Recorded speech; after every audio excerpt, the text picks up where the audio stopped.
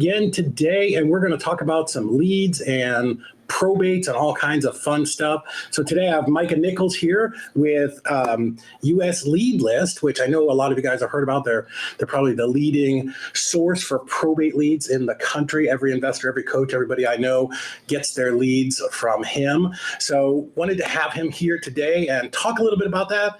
But just also he has a very interesting story, lived all over the country. You live on a 100-acre farm now. Is that real? Absolutely. Yeah, for real. Yeah. So, but you've done all kinds of things, wholesaling, investing.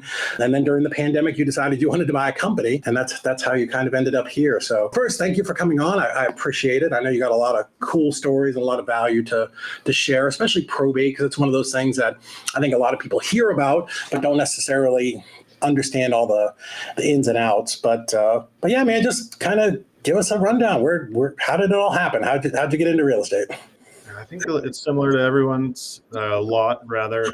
Robert Kiyosaki set the seed early on, and I bought my first, actual rental properties about 8 years ago. So I'm a newbie compared to you. And by the way, thank you so much for having me. It's always a pleasure just to get to know you better and to connect with your crowd. You run a wonderful operation and bring a lot of investors tons of value. So thank you so much. I really appreciate it. Man, you're welcome. I tell people this sometimes. They're like, why do you want to have a podcast? I'm like, I just want to have a podcast so I can hang out all day and talk to cool people.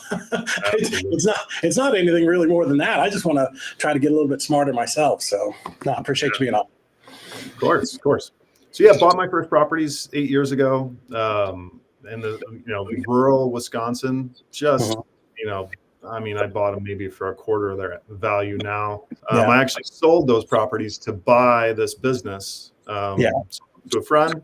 But yeah, the real estate has just been always a passion, and I've grown to it's gotten more and more involved, more complex, and more fun as time goes on, as I learn more and get to do more sophisticated deals, and probate is definitely part of that. And I didn't know nearly as much as I do now when I bought the company. I was, if you were to ask me, what it's like buying a business and if I would do it again, I would say I don't know totally. There's a lot of blind spots, but I wouldn't change it for the world. Being at where I'm now, in that, dude, it's just a big adventure. It's just it's always something new. But yeah, so I live on 100 acres in Wisconsin. I've started so many businesses. I was a sawyer. I was a farmer. I worked in restaurants forever. And all those things were great, except they didn't really make any money. And so eventually I got wiser and started to take my time seriously and just started grinding on something that did me well and gave me good returns. And so that was real estate. And since I bought those first properties, I started flipping. I started doing wholesaling. And now, I own this company, but I also own another company where we're doing deals virtually, basically throughout the U.S. Really? We're always testing, vetting our leads. We send out letters. We want to know what response rate is. So we'll hit on, markets that, none of our clients are in, and just see, hey, what's working? Try a new mail piece. And so, you garner little nuggets along the way. Recently I changed my letter just a little bit, and I basically 5x my response rate. This is really, insane. Yeah, I'll tell you. Listeners, don't tell anyone else though. Be our secret. It's so simple, but instead of coming at folks with a direct proposition, hey, I want to buy your property, I close fast, that all the typical jargon of the standard yellow letter. We just say, hey, I have a question about your property. And so we're sending these to probate leads, and so there's a really strong chance that they're going to sell. So if you sent it to, let's say, just a zip code or something, you may not get the right response you want. But if they're motivated, that they're likely going to sell. It's a good way to get responses from folks that you wouldn't otherwise talk to. So wow. So let me just go back a little bit, because you said you were a sawyer. I Obviously, we know I have pronunciation issues, right? But I practiced a lot before you got on here, by the way. Stephanie was here. His name again. But like, tell me about that. What's that all about? Well, so I live on 100 acres in Wisconsin here. Mostly what our forest is that we have about 60 acres or so of black walnut. So if you're familiar with, hardwoods in general, black walnut's probably one of the most sought after. And so we had basically a virgin growth of uncut walnut from I don't know when. So there's deadfalls, and again, I was just trying to do something useful, provide for my family, and so I bought a portable mill, and I literally would just saw walnut, and I still actually do it. I just sold a giant slab to a friend over the weekend. But now I don't saw anymore. I sold my mill. I got rid of all of it. Now I have other people saw, and I buy timber and I layer up that way. It's I don't want to sound disingenuous or anything, but once you get into cutting open a log and seeing the wood grain underneath, my dad said this, and it's kind of like undressing a woman. It's like they're beautiful. It's just wonderful, joyful process, and I don't mean that you should undress every woman. I have one, so that's more than enough for me. So I don't mean that in any either your wife or your girlfriend, just not both, right? Just pick one. I used to run a mill shop, so we made in another life, custom moldings and everything. So very familiar with that beautiful wood, especially you put some clear coat on it or some stain, it really pops like crazy. So that's I thought that was what it was, but anyway, it's fascinating. So you said Rich Dad Poor Dad, which isn't that the most cliche thing ever? I feel like every person we talked to, I did it. I was in the airport and picked up Rich Dad Poor Dad and started reading it, and off to the races I went and found Aria. But what was your initial draw to real estate? Because obviously he talks about other ways to make money too. Yeah, I think the tangibility of it, and two, for whatever reason, and I've changed my investing habits, but in Wisconsin, especially, where I live, it's pretty old as far as the Midwest goes. And so there's lots of really beautiful Victorians, stone-built homes. Yeah. And just the history of those was really captivating for me. And so, the first buildings I bought was an old Victorian and a stone building. And, turns out they're awful because the maintenance is ridiculous. Everything's retrofitted. It's just a lot more work. I'd much rather have something built, to modern standards. But I think it was a combination of those that, this controllable asset that you can leverage, you can, force appreciation, and then the history of it. I think really caught me. Yeah, that's what I always say about real estate. It's better than every other asset class. I can touch it, lick it, feel it, crawl underneath it, compare it to one that's identical 2 blocks away and know that it has more value. And especially if I can buy it at some type of a discount, thumbs up all the way, for sure. But same way, even here in Chattanooga, it's an old city, not probably as old as yours, but it's always fascinating to go through some of these older neighborhoods that may be a little rundown now and go, geez, I wonder what that was like back then. Or what kind of things went on in this building, some buildings that I own, what was this? I've heard some stories actually, but what was going on in these places before, and what's that history? I find that kind of always fascinating. So, what part of Wisconsin are you in? I've been to Milwaukee. That's the only place I've been. Okay, yeah. I'm central, south central, just outside of Madison. So, okay. Right on the edge of what's called the Driftless area. It's the only part of Wisconsin. Everywhere else in Wisconsin is geographically boring, but the Driftless area wasn't glaciated, and so it's kind of like the Finger Lakes region of New York. It's really? Valleys, fresh spring, fresh spring fed springs or streams and rivers, rather. Yeah. Over that. Anyway, we have a stream that goes through our property. I love fishing. I love trout. That's great. So anyway. Yeah. I did a lot of that. Well, I was a Boy Scout in New Hampshire, and we do all kinds of rainbow trout and do all that stuff. So you started doing, did you wholesale first or flip first? Which poison did you pick? I actually just bought and hold. I mean, the first Okay. property I bought, it was a 4 unit. I bought it for $52,000. What? Yeah. It made I think it grossed something like 1,600 out of the gates. Oh my Lord. It's such a good deal. 4x rent multiplier, right? Yeah. And this town has done that 3 times for me. I only own one property there anymore, but I bought a 12 unit, and it grosses about 11,000. I bought it for 315.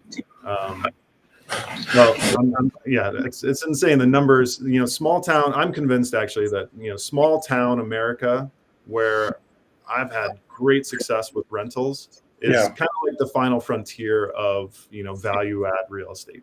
Yeah. The little tiny pockets, maybe not as predictable, maybe not as much appreciation, but for cash flow, it's hard to beat. Yeah, and when we ran a large wholesaling company, you would always have to differentiate between those markets that are great cash flow markets for an investor, but not a good market to wholesale in, right? Absolutely. Like that fourplex, would you say 42,000 or 52,000? Yeah, 52. Like I would have to buy that at 32 to sell it to you. Like, so some of those markets, it gets a little ridiculous. Like you just can't get low enough. But if you're a buy and hold investor, it's amazing. Like Ohio's like that. There are a bunch of markets that are great for landlords, not necessarily, good for, for wholesalers. So cool. So you buy and hold, and then what was next?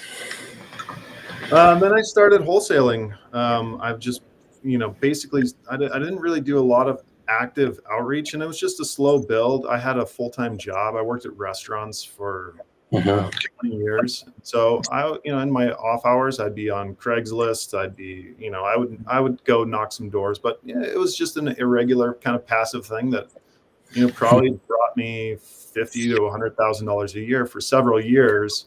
Yeah. And during the pandemic, everyone had so much time on their hands, right? So I'm just like looking at what I'm doing and how I'm getting by, and I'm not working. I'm sitting around. I'm like, man, I got to change something. Like this part-time thing is giving me more rewards than my full-time, W-2. And so, concurrently also the government was really freaked out because they were worried that the mergers and acquisitions market was going to drop out, and that was going to be maybe a potential black swan. And so they were putting tons of money in grants and just basically rewards for anyone willing to buy a business in that period. So, oh, really? For example, like they would pay your first 6 months of your SBA loan for you. Wow. So, if you're buying a multi-million-dollar business, like that's a good chunk of change. And then, they did other things. There's SBA, I don't know how familiar folks are with SBA loans, but, if SBA loan to originate one, there's a fee. So they knocked out that, I think it's a 3% fee or somewhere in that vicinity. So they made the entry point just really, really favorable. And so I was just watching all of it, and I'm like, well, hell, everyone else is scared shitless. Blood's on the street. Like now's the time to make a move. Yeah. And so, I vetted a ton of companies, just looked at their numbers, and I finally settled on what is US Leadlist. So many questions. Like, first off, I've heard SBA loans are kind of hard to get. I mean, I have the loan that came from the pandemic that was super easy to grab. But who taught you how to do all this? How'd you learn how to evaluate hundreds of companies, or were you just kind of winging it, or how'd you do it? Yeah, I mean, I think it's probably the spirit of most kind of entrepreneurs, just like, well, the information's out there somewhere. Someone knows, and if you ask and knock at enough doors, you're going to get the information. And so that was kind of what I did. I mean, I just started, brokers, and that was the route I went. You can buy businesses without a broker, but I was using mostly bizbuysell.com. Everyone's familiar. So you can go on there and you can literally just search. And so that was where I looked and kind of found most of the businesses that I was trying to acquire. And they're kind of like the gatekeepers, the brokers are there. It's like, do you have money? Are you actually serious? Can you get this done? Yeah. So you got to kind of put a face on, I learned, and maybe pretend that you've got more than you have. And so But that said, like I found a good business or a SBA broker, and pretty much it wasn't insanely complicated. Did I feel like I signed my life away when I signed that SBA loan? Yes. Yeah. Does it sometimes keep me up at night? Yeah, kind of. What's different about the terms for SBA that makes you Well, feel? they make you sign a universal guarantee. If I fail, any tangible asset can be claimed by the bank. That it's not even the SBA. It's because they're just a partner. They're just guaranteeing it. It's an actual bank that's underwriting the loan. So they basically have tabs on every asset that I own. Wow. Okay. Well, how's business been? yeah. I mean, well, and, it's funny because right after the pandemic, everything was like, everything was great. It went fine for a little bit, and there was just a shift in the marketplace, marketing period during pandemic. Like everything kind of dropped off. Everyone didn't know what was going to happen. The market shot up, all these things, and so we started losing like a few clients, and I'm like, oh my gosh.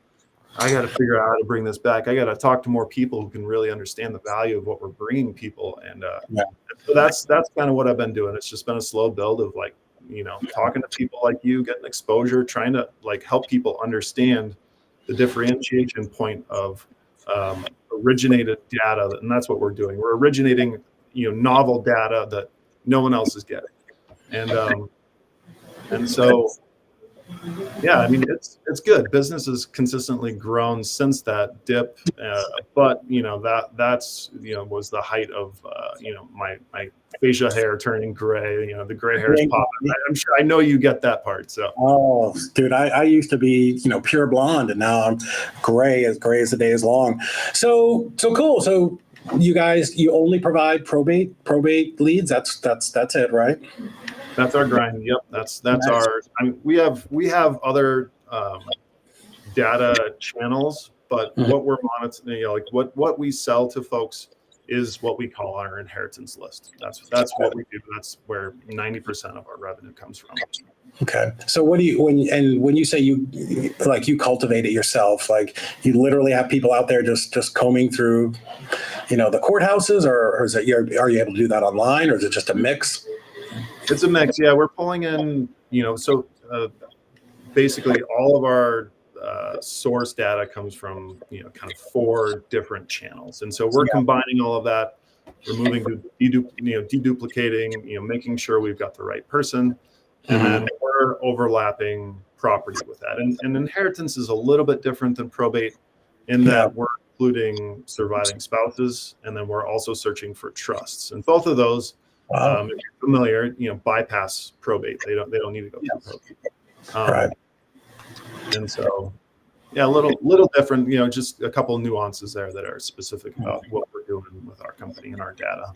Nice. So, if I was still wholesaling and I signed up to get a list from you, is it all online? Like give me kind of a rundown of what it looks like for the client, for me.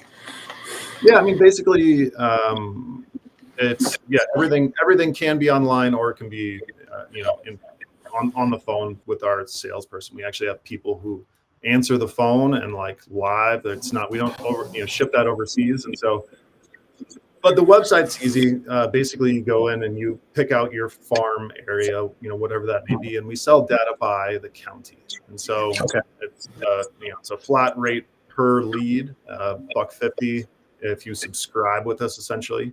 And it's however many matches we make in that county. But another thing that we do that I don't see our competitors doing at all. And I'm not trying to talk bad about them, but I think it's a good differentiating point, is that we only sell each county 3 times. And so we have wait lists for, a fair bit of counties where we don't sell the data. And, you can ask around, like, we don't budge on that. And so,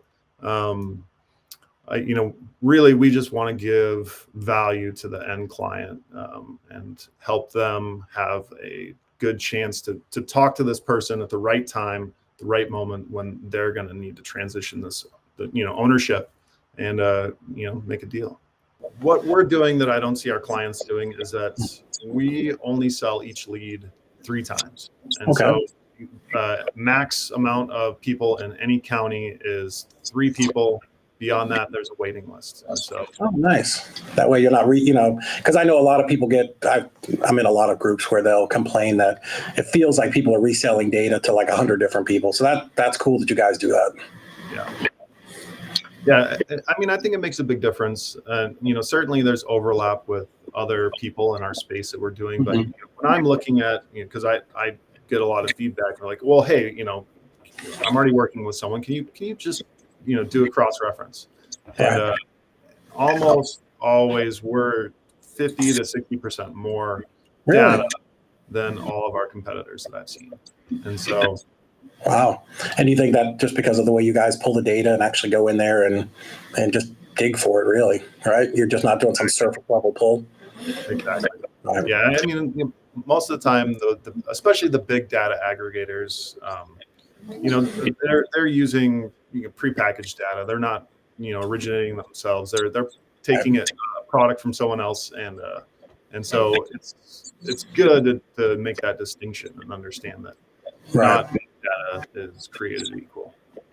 And I think that, that's just a good business lesson, right? If you're willing to do something that nobody else is willing to do, you're going to get better results, right? Absolutely. So if I'm going to pay anybody for data, I want to make sure I'm getting the best results, because for me, when I ran a very big wholesale company, like every dollar that goes out is like a little soldier. It needs to come back with 3 or 4 friends, right? I need to be flexing every dollar that goes out. So it's very important, especially, if I can be buying your data really the same price, because I know how affordable you guys are.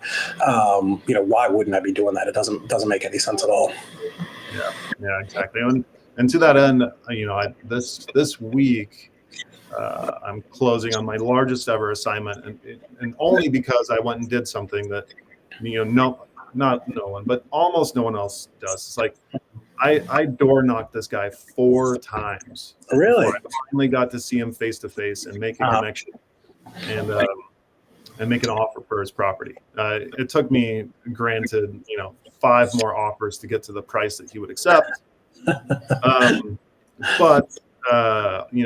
in the end, we got 4 acres that's going to turn into a 130 unit development, and we got entitlement and then sold that to a developer. Oh, nice. So where was the lead? Lead was from you guys, right? Yeah, it's probate lead. Yeah. So he just one of the heirs, or who was he? Yeah. Well, so it was actually his sister passed away, and these guys, they own basically their family owned basically the whole west side of Madison, and so this was like the final chunk of land that they had in their 120 acre farm, and the rest of it is development in a really sought after area, really really nice part. Yeah. And, so his sister died. She gave it to him, and he was the next door neighbor, the next adjoining parcel, and so yeah, door knocked him. And first, actually, he did give feedback. He wrote us a letter, really just cryptic. What would you offer? And no number, no nothing. And so I mailed him back. I didn't hear from him for a week. I door knocked him, like I said, 4 times. And I made him a really low offer, like $200,000 under his assessed value. Sorry, 200K. And so, that didn't fly. At some point, someone whispered in his ear that his property should sell for a market rate for a development potential around 2.3, 2.4 million. Wow. So after, many offers, I got up to 2 million, and he accepted. Far cry from where I started. But you don't know if you don't try. Oh, say again? You don't know if you don't try. That's exactly right. But yeah, and then we got it under contract, put a year timeline on it, and the city was in favor of it. They want to develop, they want that that tax roll coming in, and got it approved for 130 units, and then sold it to a developer. So that'll be a $250,000 paycheck on that one. Wow. So a couple takeaways there. One, and I've always known this. I've never done a deal like that, but land, you always need a longer contract length on, right? Because there's due diligence for sure. even an infill lot, you want to see if the city's going to allow let you build on it before you go pay 30, 40, 50 grand for it, let alone $2 million. So to do the entitlements, explain what that is, because I don't know if a lot of people will understand that.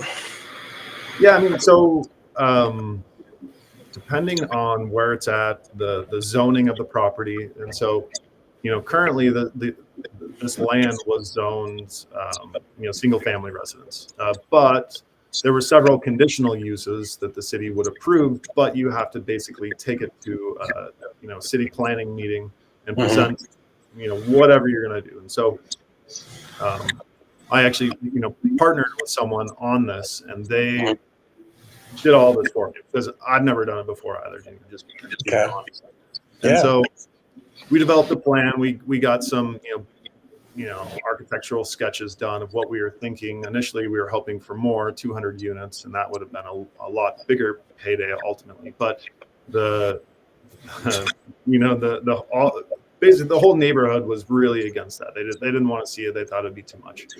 And so this was the second plan that we came in with and presented it to them. And ultimately the city said, yes, the conditional usage of this land as multifamily is approved. And basically there's the ability to build within the parameters that we gave them on the outside. And so it doesn't have to be firm design, but you have to give them some kind of a density, how many units per acre, all of those things. So that escrow process or entitlement just means that you're now entitled to build what you want to on the land.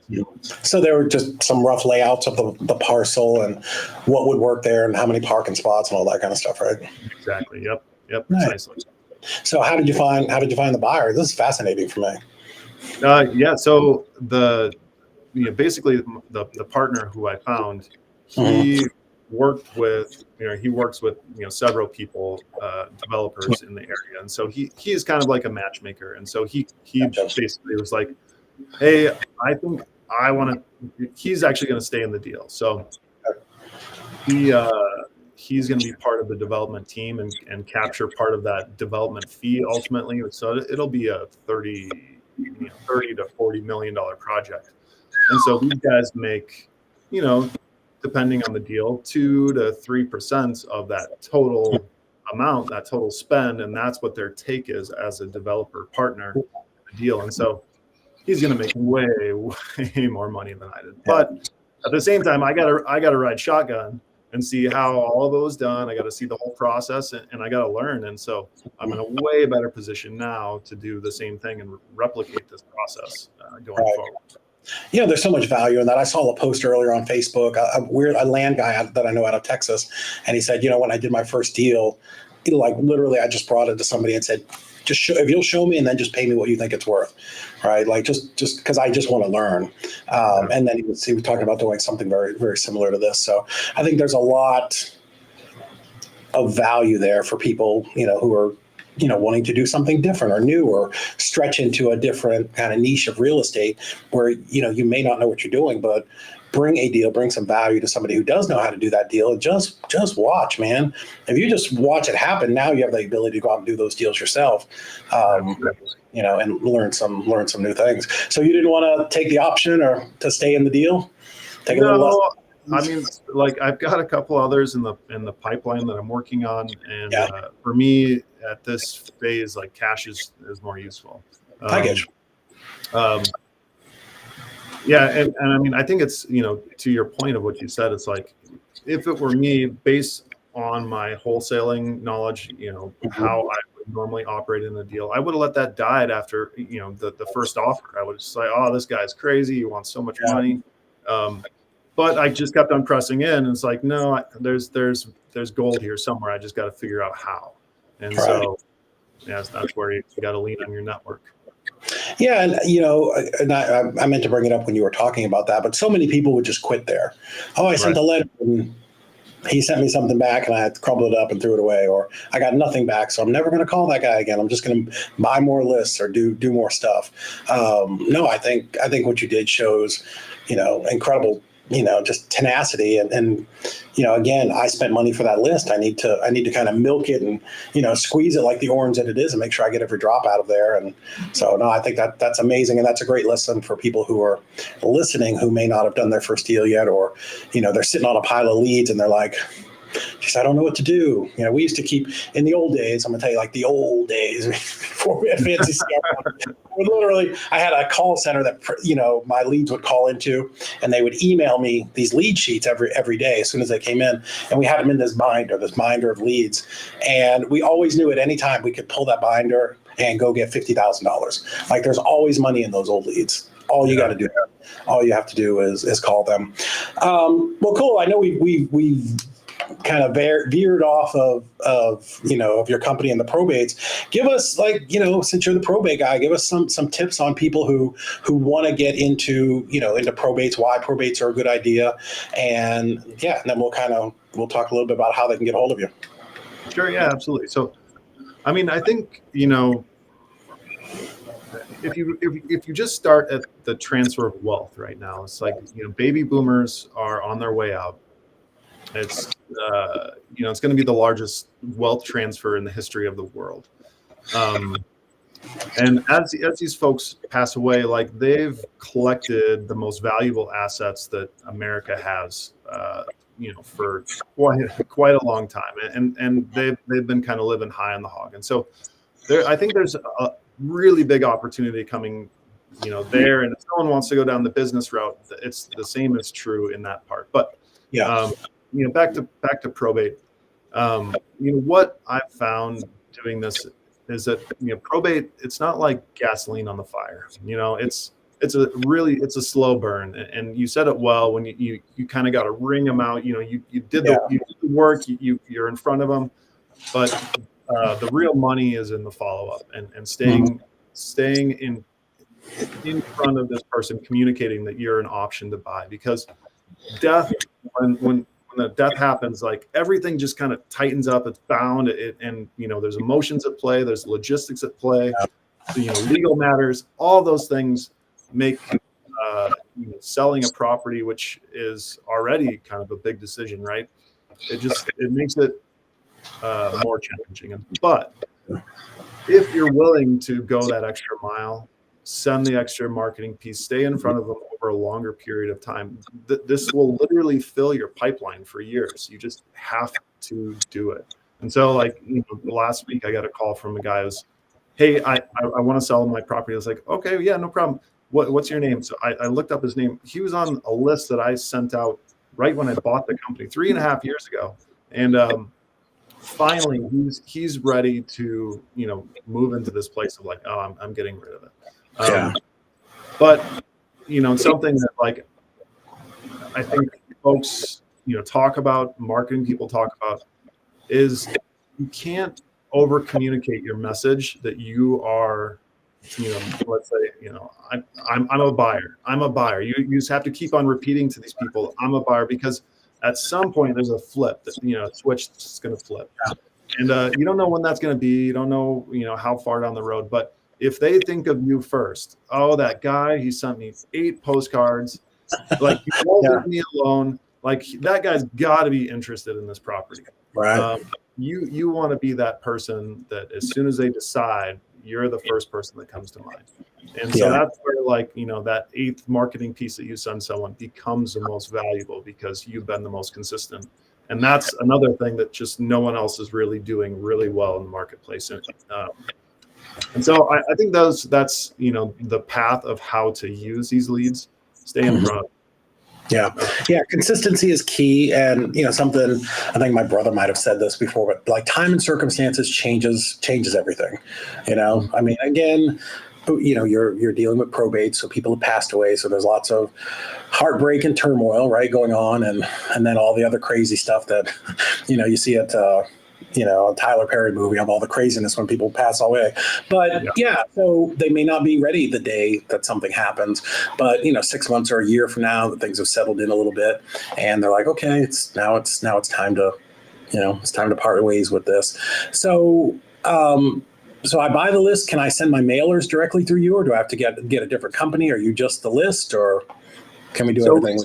Yeah, we do have a fulfillment service, and I'll just be honest. We're more expensive than most folks. We only do letters, and they're put together by a middle-aged woman in an office in California. So we're not the most productive on that end, but what we do send out, it looks and feels like someone actually held it in their hand. And I think that's the other component that people overlook. It's like, I sent out 10,000 letters. It's like, that's fine if you send out 10,000 letters, but if they look exactly the same, if it feels like a credit card offer or something like that, like, your response rate's gonna suck.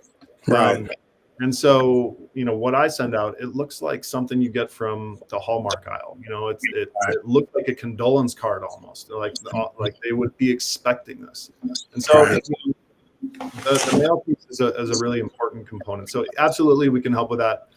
If we're too expensive, I'll recommend other people. Like, there's options, but cheap is not better when it comes to direct mail. That's my experience. Man, when I first started, and I was half a broke. Like, I didn't have enough money to be considered broke when we started. So we were literally like handwriting postcards to send out. It was stupid.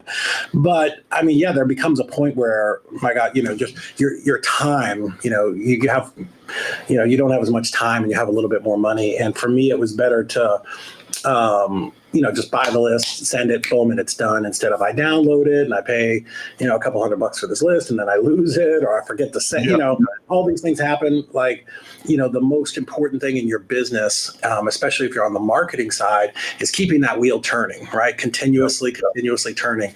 When you get into that sort of wholesale cycle of death is when you market and then you stop and then you get leads and you deal with your leads and then you sell your leads and then you close them.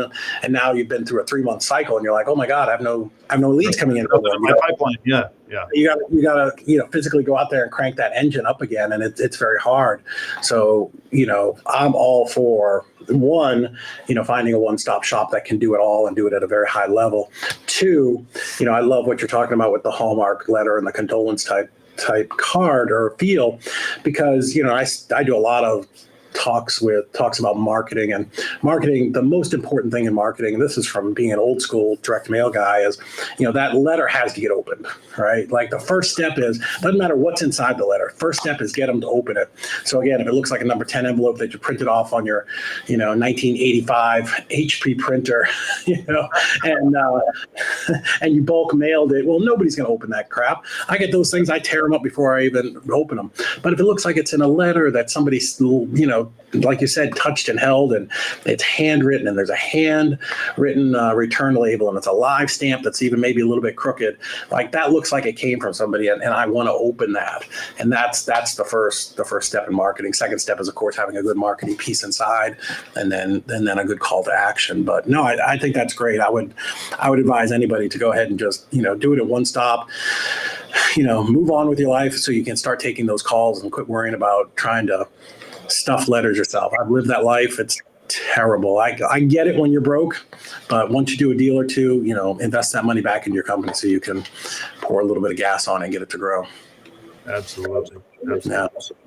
So Micah, what's now that everybody's fascinated with probates and they want to start doing some marketing, what's the best way for them to find you, to work with you, to get a hold of you? What can they do? Sure. Yeah. I mean, let's see. I can drop my email if that's useful. I can, website is probably the best place to start because everything funnels in from there, and you can get a hold of me and talk to my team. And so, website, it's usleadlist.com. How it sounds. And I mean, if you have specific questions for me, normally who fields that it's my sales team. And so if you want to talk to me, ask them and they'll hook us up, and I'm happy to talk with you and just, kind of learn a little bit about other folks' investing strategies and see if I can help them. And I love meeting cool people in the space. So Awesome. Well, we'll put put all of that down in the comments here below so that you know who to get a hold of. And again, I've been doing this for a long time, and even before we met, I think the first time we talked, maybe 5 or 6 months ago, I'm like, oh, you're the guy. You're the guy that's behind this company. Like, I've heard of it, a million times. We bought some leads, years ago. So very cool to finally get and have a long chat like this. But guys, I would encourage you. Probate leads are literally a gold mine that are out there just waiting for you to go out and get them. They do take just a little bit more work, but typically, in our business doing transactions, we see some of the biggest assignment fees come from deals like this. So, 100%, definitely, US Leadlist is the place that I would go if I was going to start doing some marketing. So, Mike, any final words for everybody? No, just keep grinding, keep hustling. There's money out there. You just got to have the will to make it happen. There is. So appreciate you having me on here. Super fun to chat with you, and I'm excited to hear more of your stories as well. I'm sure you've got a few iterations of all the things you've done, including the mill work. Yeah, I don't talk too much about that, but that was a fascinating business to be in. We'll have to jump back on and talk about that again. Being in these multi-million-dollar mansions, all over the coast in Florida, doing custom woodworking for them. It was pretty cool. So neat to see people who are real. I got to work with some real, like, true craftsmen doing, with super exotic woods, doing doors and frames and like 5-step crown moldings, all types of really cool stuff. So it was awesome. Well, again, thank you so much, everybody. Please check down in the comments here, and US Leadlist. Let's get a hold of them, and let's get some leads. Hopefully your county's not already taken. So check it out now.